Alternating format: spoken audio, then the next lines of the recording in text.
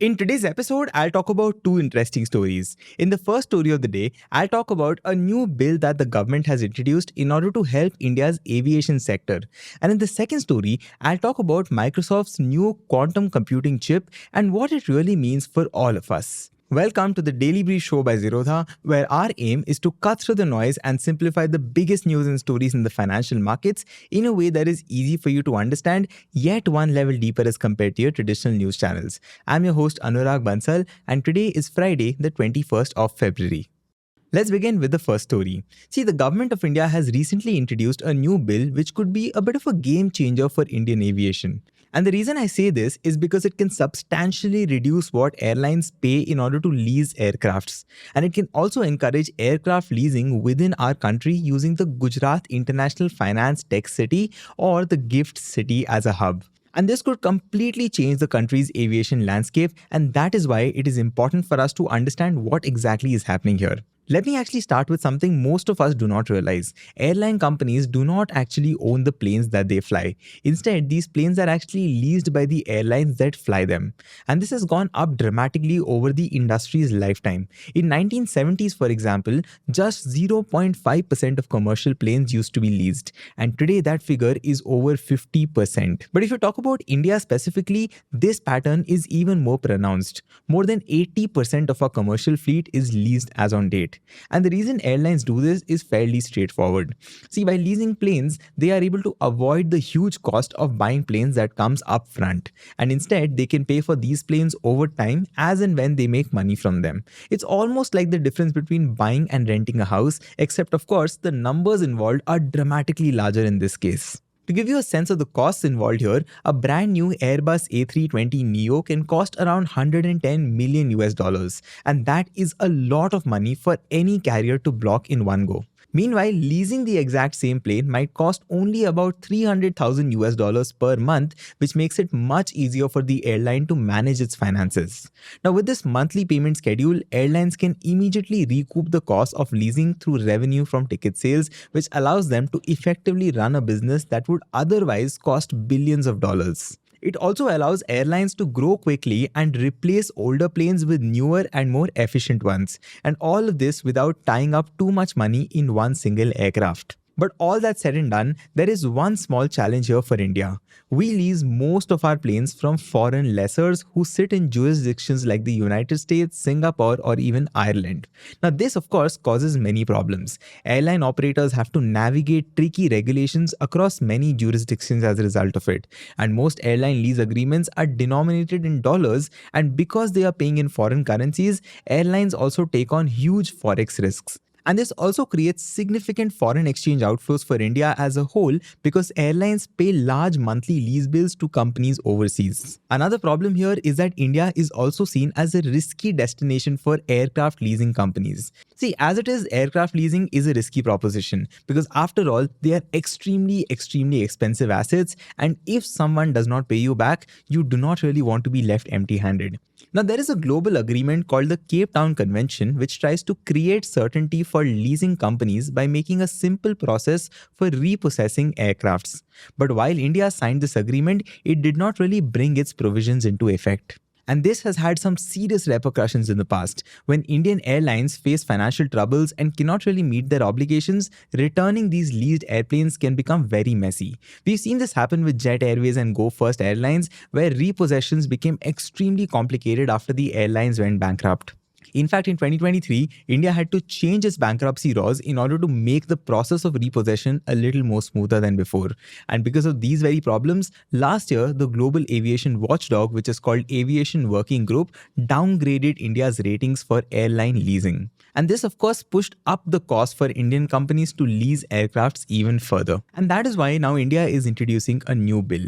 Basically, India wants to shed its image as a risky destination for aircraft leasing. And because of these many tricky issues, we also want to create a homegrown aircraft leasing option. And that is why the government has introduced a new bill called the Protection and Enforcement of Interests in Aircraft Objects Bill.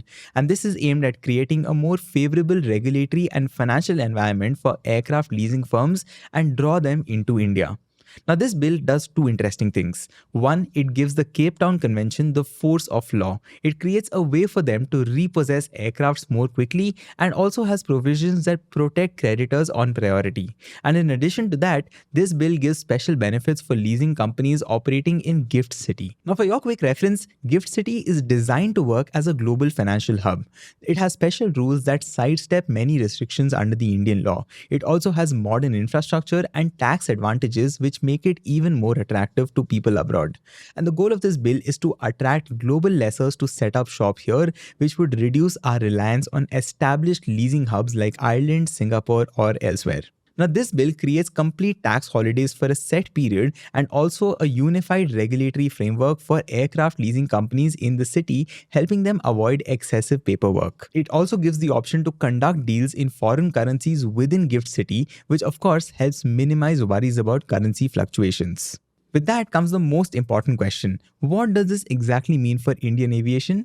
Look, if this bill ends up succeeding, it could pretty much mark a turning point for India's aviation industry. India's aviation market is growing extremely fast, mind you. Currently, Indian airlines have outstanding orders of more than 1,500 new planes in order to meet rising air travel demand. And by creating a stable and business-friendly environment for aircraft leasing, India has the potential to manage this expansion very well by reducing its dependence on foreign lessors, lowering costs for airlines, and retaining more financial flows within our country. But all that said and done, success is obviously not guaranteed here. Global lessors are deeply entrenched in established hubs like Ireland and Singapore, and shifting them to Gift City will really require more than just legal reforms. It'll need consistent regulatory clarity, ease of doing business, and a financial ecosystem that rivals the best in the world. But if India gets this right, it could not only make aircraft leasing cheaper and easier for Indian airlines, but also position Gift City as a very serious player in global aviation finance. Over time, this could help India build a self-sustaining aviation industry and could reduce its reliance on external financial hubs and reinforcing its status as one of the fastest growing aviation markets in the world. With that, let's move on to the second story of the day. See, Microsoft recently announced a new quantum chip called Majorana 1.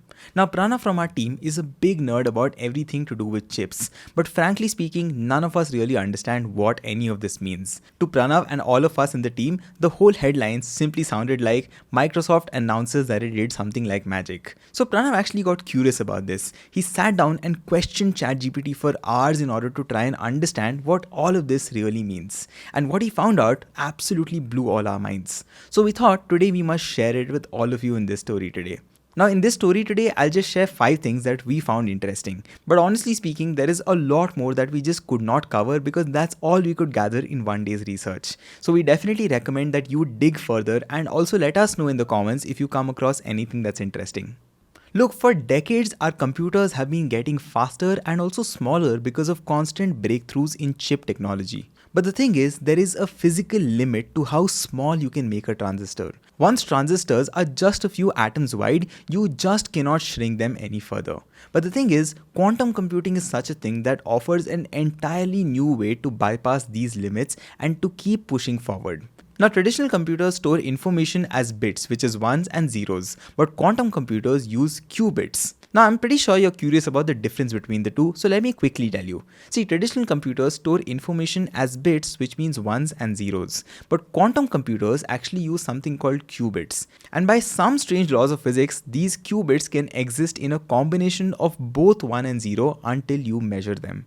This means they do multiple calculations at once, potentially solving certain problems in minutes that would take regular computers billions of years. Mind you, I'm saying billions of years worth of work done in minutes.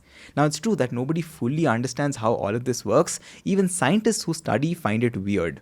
One popular explanation is that quantum computer explores different possibilities in parallel universes and then decides on a final answer.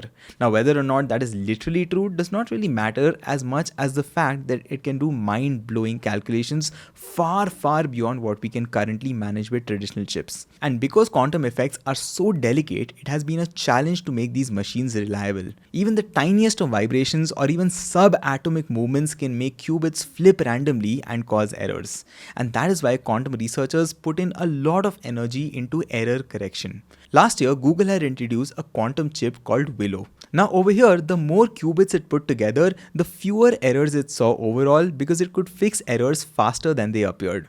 But Microsoft, on the other hand, is taking a very different path from Google. After a decade's worth of work, it unveiled a topological qubit that relies on something called Majorana fermions, which behave like half of an electron. Now, this could make qubits far more stable and less prone to mistakes, although creating and detected Majorana fermions is extremely difficult. Now, you might wonder why any of this matters. See, the simplest answer of that is that there are big tasks that we would love computers to handle, like simulating every detail of financial markets, or even predicting how a disease might spread from person to person, or even say designing incredibly efficient batteries by tracking the movement of individual electrons. But the thing is, our existing computers, even our supercomputers for that matter, aren't just capable of doing that fast enough.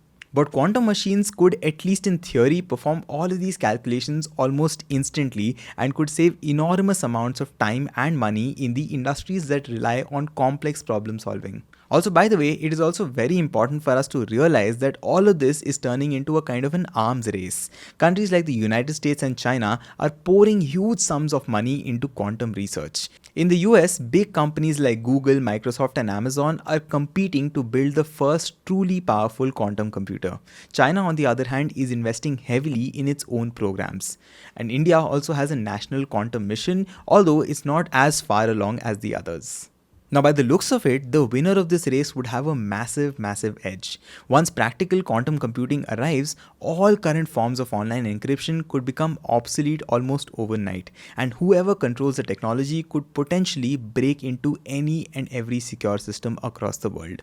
And that is why you're seeing governments and tech giants pay such close attention to this. Right now, though, all of this is very experimental, so there's no need to panic as such.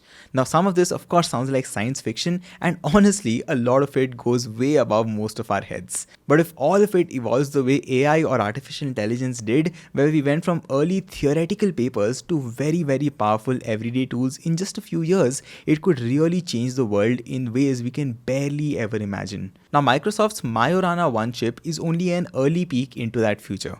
Google's Willow chip with its own error correcting approach is just one more here. And what we're witnessing right now could very well be the first steps of a technology that might completely transform how we solve problems on the planet. That brings us to the end of the two stories of the day. With that, let's move on to the final section and talk about the quick news headlines. First, Vedanta Limited has secured shareholder and creditor approval to demerge into 4 different entities. Shareholders will receive 1 share in each new entity for every Vedanta share held. But the exclusion of the base metals business here from the demerger signals uncertainty around Vedanta's stalled Tuticorin copper smelter.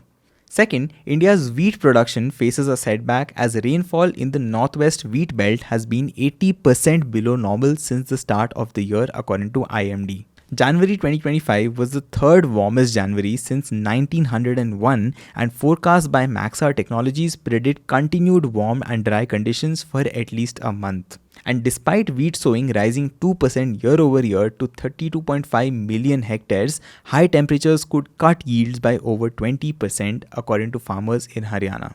Domestic stockpiles are already at a 16-year low, according to USDA, which raises concerns over food inflation. The government may reduce or scrap the 40% wheat import duty in order to boost supplies. Third and the final one, Vari Energies Limited has bagged a 362.5 MWP solar module order scheduled for execution in FY 2025-26. This deal strengthens its position in India's renewable energy push, aligning with national solar expansion targets. The order boosts revenue visibility and adds to its growing portfolio of large-scale projects. And as India aims for 280 gigawatt solar capacity by 2030, Vari's latest win reinforces its market presence. That's all the news and stories I have for you today. I hope you enjoyed this show and maybe learned something new from it today. This is your host Anurag Bansal signing off. Take care and goodbye. Disclaimer: this content is for informational purposes only. None of the stocks, brands, or products mentioned are recommendations or endorsements.